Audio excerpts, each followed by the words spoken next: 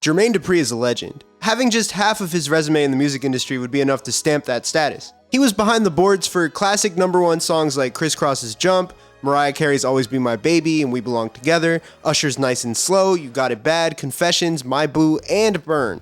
Well, a lot of legends from that era have ridden off into the sunset. Not him. He produced Money Long's recent breakout hit Made For Me.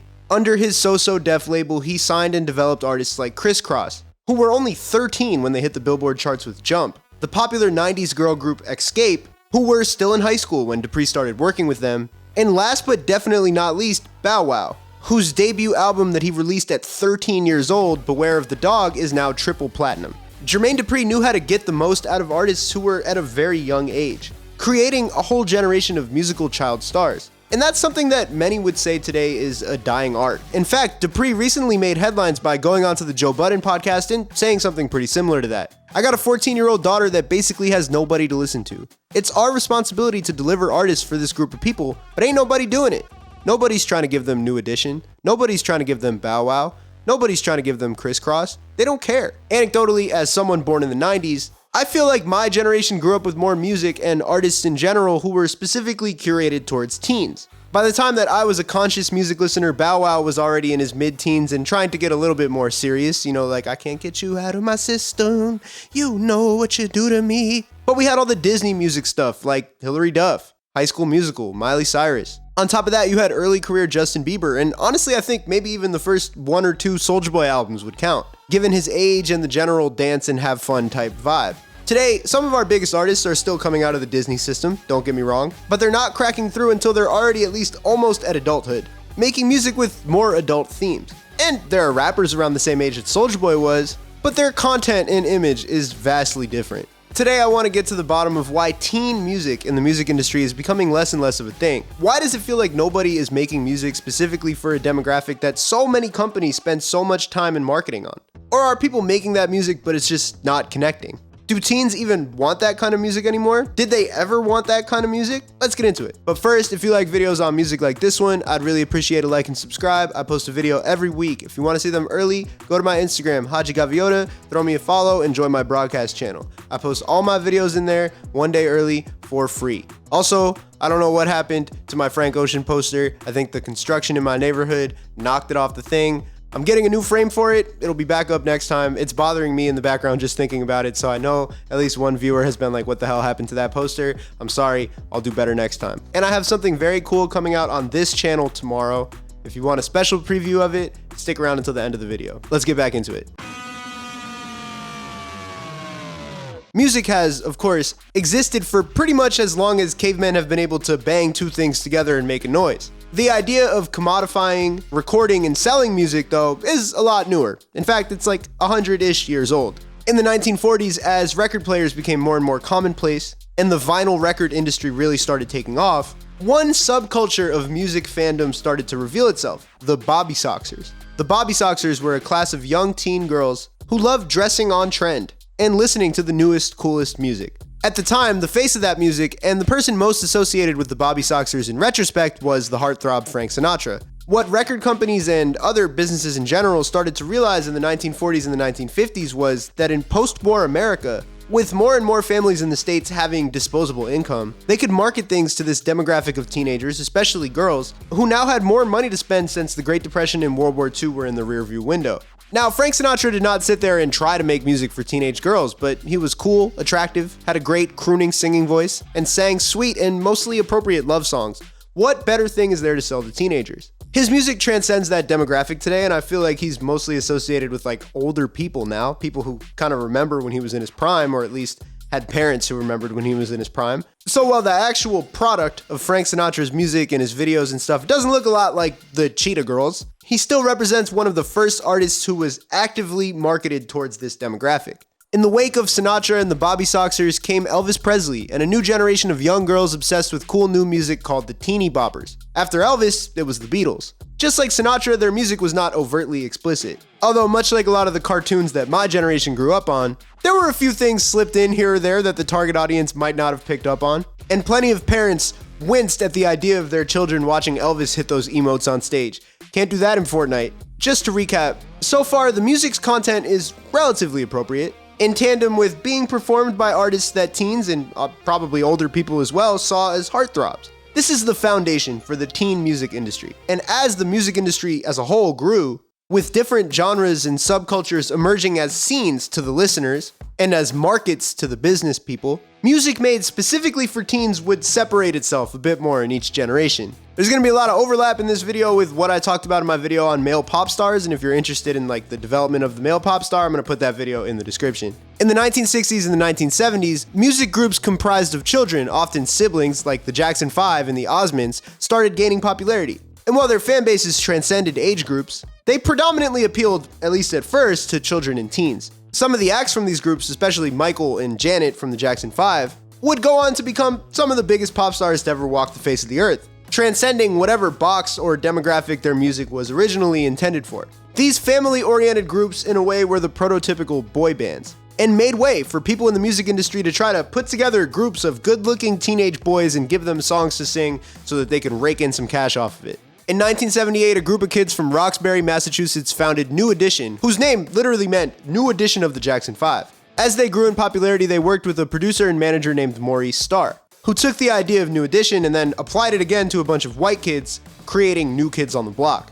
Concurrently to all this, there was a Puerto Rican boy band called Menudo, who dominated the Spanish market and honestly outside of the Spanish-speaking world as well. The success of these boy bands led to more and more boy bands and girl groups cropping up out of nowhere, like the Backstreet Boys, NSYNC, Boyz II Men, 112, and on the other side of the gender spectrum, TLC, Destiny's Child, Spice Girls, SWV, and of course, Jermaine Dupri's Escape. Anyone who's listened to some of the artists that I just named would know that this music is not just like some cheesy crap that's made for teens. Almost all these groups were really good at making music. However, the marketing of these groups was based around what executives thought teenagers would like. And these groups were also marketed in a way that would reach teens right in their homes through the TV. Music videos became more and more important in the 80s and 90s. And of course, the content of these videos would be optimized to reach the target fan base. If you want to learn more about music videos, I just did a pretty recent video that talks about them. I'll put that in the description too. In the 2000s, the Disney Channel took this formula to the next level by incorporating their child and teen pop stars in TV series and movies. Hilary Duff starred in the Lizzie McGuire TV series and movie, but also recorded music for Disney's record label. And the two would intertwine constantly. Miley Cyrus and her Hannah Montana franchise was an even more direct tie-in, given that she played a child pop star living a double life in the TV series and movies. On top of that, there was High School Musical, whose soundtrack became the highest-selling album of 2006, period. It wasn't just the Disney Channel. Look at the popularity of Lil Bow Wow, whose success was at least helped by the fact that he was in movies like Mike. And as the 2000s progressed into even the early 2010s, teen acts and boy bands alike, like early career Justin Bieber or One Direction, carried the torch for teen-friendly, squeaky clean, well-made pop music. We all know this. Even some of the youngest people who would be watching this video probably have at least a faint recollection of what this era was like. But with that being said, why don't we get things like this anymore? When we talk about the buying power of teens, we have to remember where the money is coming from. Now sure, some kids absolutely have part-time jobs and they were going to the store to use their hard-earned money on CDs. But a lot of that money is coming from parents. Remember, at this time, music was a physical thing you would have to go and buy in the stores, especially in the 80s and 90s, but CD sales were still somewhat respectable through the 2000s into the early 2010s. So it could be the kid going into the store and buying the CD, but a lot of times they were with their parent or guardian in the store. Or it was the adult themselves buying the CD for the kid, and thus making that choice for them. Music purchasing was an active process that involved looking at a rack of CDs and saying, okay, I'm picking this one, and I'm spending $10 on it. And it was a process that may have required some parental approval. All of the artists that I've named over the last couple minutes, like their CDs and their overall artist careers, were advertising not just to the teens, but to the adults, saying, hey, buy me for your kid. I'm safe. I'm not gonna have curse words or violence or whatever. You probably don't need me to tell you this, but that's entirely different now. Today, teens and adults alike scroll on an app to find whatever they're gonna listen to next. And those apps have little to no parental input or guidance built in. Yes, there is a Spotify Kids, but that's geared towards like really young kids, not the middle schoolers and high schoolers that Jermaine Dupri is talking about. For the most part, kids are on their own as they scour through social media and algorithms to find the next thing to listen to. The buffer of needing money to go to the store and buy a CD, thus running into the issue of parental approval, or the idea of having to hide a copy of physical music in the house because they weren't allowed to have it, is gone. Sure, an especially hovering parent can still look through their kid's internet history, but it's not the same. I think this is the first reason why the teen music industry is weaker than ever, or at least it feels that way. A lot of the teen music industry was geared towards adults buying it. And kids these days can now make their own music choices, and algorithms can pull them at their most impressionable stages into whatever direction they feel like, rather than getting placed on a conveyor belt that used to exist of like watching MTV or watching the Disney Channel, hearing a song, seeing a music video and going, hey, I want that album. And then they go and ask their parents and their parents approve because it was cleaner than the Eminem or the Snoop Dogg or the Nirvana or whatever else the kids wanted. Now think about that music video to artist pipeline that existed when TV was at its peak, in the 80s to the 2000s. In the TV era, there was a set place that people would go and get fed pretty much nothing but music videos, think MTV or VH1. They couldn't pick and choose what they were going to hear next or see next, and their music taste was shaped by that. Ditto for the Nickelodeon shows and the Disney Channel shows that had tie-ins to these musical characters. It's not like that anymore. Kids get funneled videos on Instagram Reels and TikTok, and the more interested and curious kids who want to find new music can go on a YouTube rabbit hole. They don't necessarily need a Disney manufactured pop star to relate to. They can find themselves in a 10-hour slowed plus reverb wormhole instead. I work in a high school, and whenever I hand out laptops to my students, sometimes I'm shocked by the stuff that they're listening to. I'm like, where did you even find out about this? And the closest thing that kids have to TV today is streamers. Research says that about 33% of teens aged 13 to 17 are watching Twitch streams regularly. And that's to say nothing of some of the competitors out there like Kick or even here on YouTube. In some ways, Kai Cenat, Blackboy Max, and Aiden Ross are fulfilling part of a role in entertainment that like the Disney Channel or Nickelodeon would have been fulfilling, whether they want to or are intending to or not. And these guys bring actual artists on, which is going to advertise them, but the artists aren't 15-year-old Hannah Montana characters, they're like regular rappers. The second reason that I think the teen music industry feels weaker than it ever was has to do with one very important necessary ingredient of teen music. Having teens who actually want to make it and an infrastructure that would lead them towards doing so. The tale of the child star is often one with a dark second half. Popular documentaries like Quiet on Set highlight the toxic and abusive environments within the beloved TV series run by former Nickelodeon producer Dan Schneider. As someone wiser than me once said, "Hey, fuck Dan Schneider." Justin Bieber was huge as a teen, and it's something that has clearly profoundly affected his mental health. People magazine has an entire list called 15 child stars who died tragically young. We've seen it so many times in our society that I think a lot of parents and maybe even some like more perceptive kids are like, bro, why would I want to do that? Of course, don't get me wrong, so many talented kids and teenagers still want to be famous, but there are other paths for talented kids now.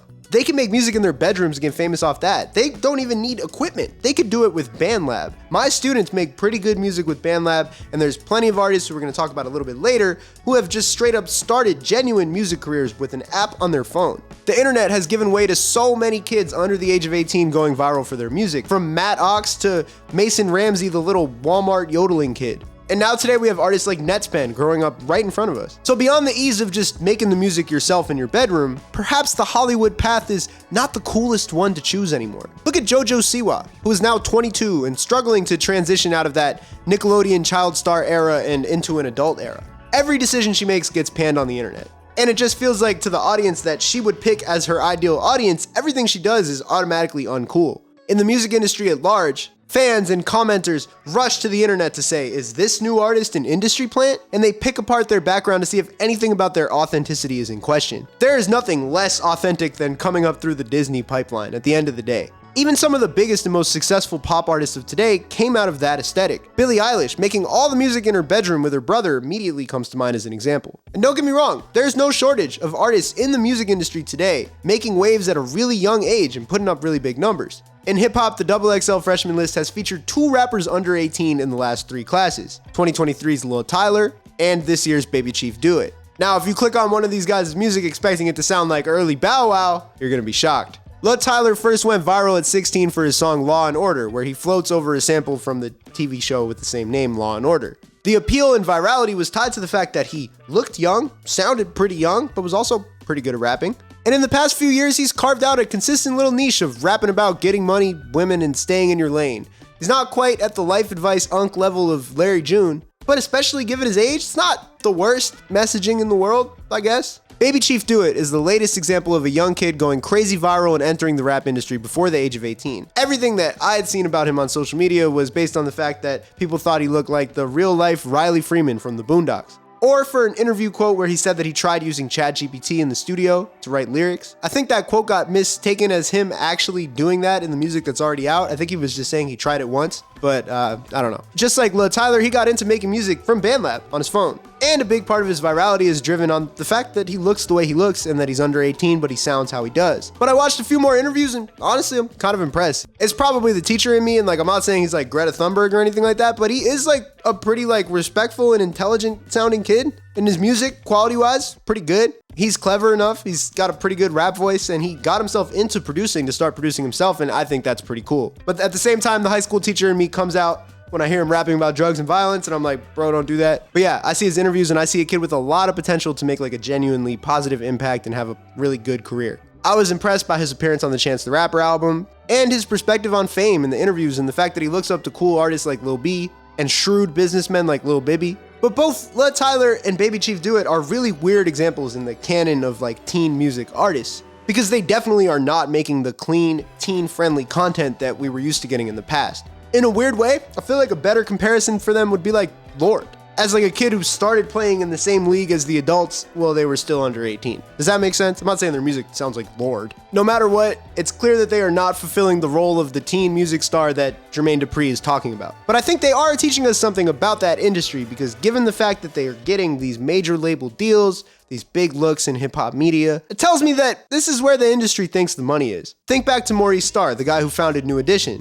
He went on to create New Kids on the Block because he had cartoon dollar signs jumping out of his eyes. The Backstreet Boys were founded by Lou Pearlman, a music executive who spent $3 million on a talent search to try to create the next New Kids on the Block. There was this perpetual machine of opportunistic adults who saw they could print money by finding impressionable young teens who were talented and dropping them into a system that would create the type of music and image that would sell. The fact that we're not seeing more people like that tells me that the executives don't think they can make money off of it. Look at the Disney Channel machine, still up and running, but two of its biggest successes, Olivia Rodrigo and Sabrina Carpenter, didn't really start popping off until they were adults or almost adults. And either way, we're definitely making what I would call quote-unquote adult music. Look at Leon Thomas, another kid from a sitcom, is now making like real adult R&B. Label executives are always going to follow where the money goes and where their interns are telling them the money is going to go. And right now, it just seems like they're not seeing any money in the teen music industry. And when we think about Jermaine Dupri's comments, it's coming from more of a moral standpoint than anything else. Teen stars in the past, at least in theory, fulfilled the role of giving kids like a somewhat clean, outwardly clean role model to look up to. There are still American and Western in general attempts at these boy bands and girl groups, but they're having like lukewarm success. Fifth Harmony spawned some like semi-successful artist careers, and the British girl group Flow is like kind of on their way up as well. At the same time, to me, it feels like K-pop groups have kind of fulfilled that empty slot of heavily polished, mostly appropriate music for teens to fall in love with. So I guess the options are still there, but American kids are gonna need to download Duolingo or get subtitles or something. So at the end of the day, I think it's coming down to two things. The industry isn't pushing these artists because it's not gonna make them as much money as other things would. And now that kids have more choice in their hands than they used to, they're gravitating more towards other things. At the end of the day, no one wants to act like they're an adult more than a teenager, especially a rebellious one. So to some extent, it's kind of inevitable. What would a teen-friendly artist even look like in 2025? Given the current state of social media that we're in, they would have to dominate in the algorithm and beat out all the other stuff that teens are driven towards. If teens were fed that from the jump on social media, then maybe they would grow an attachment towards it. It needs to be a role model type figure, and I honestly think a lot of kids are finding that in streamers. And you know what? I'm not the demographic, but sometimes I see clips of Kai Cenat, Blackboy Max, genuinely giving their mostly child audience like pretty good life advice. I think there's nuggets of wisdom that are kind of smuggled in there every once in a while. But at the end of the day, like most creators in all sorts of spaces, they go to where the money's going. And in streaming, I think that's mostly the antics, the drama, and the craziest that they could pull off as possible. The responsibility to be a good role model, I think it falls down the ladder somewhere. In the absence of a role model type figure who's winning the algorithm popularity contest, teens would have to like self-select content that they think is better and more appropriate for them. And let me tell you, I don't think that's gonna happen. That's not even a knock on teenagers in general. Adults consume tons of trash media all the time, including me. I think Jermaine Dupri is right that something's missing, but I don't know if anyone's figured out how to really make it palatable for today's system. I think it's possible, for sure, but I'm scratching my head on what that would really look like. So I'm curious if you guys have any ideas in the comments. Let me know if I forgot anybody like super obvious, and let me know what you want me to cover next. Before you go though, I have a song coming out tomorrow called Gunk, and I'm really excited about it. In fact, I'm so excited about it that for the first time, I'm putting the YouTube video on this channel and not my HADJI Gaviota channel because I really believe in it that much, and I feel like it's a good introduction to me as an artist for people who haven't checked out my music before. So here's a quick little teaser, and if you like what you see, the unlisted video link is in the description before it drops tomorrow. Without further ado, this is Gunk.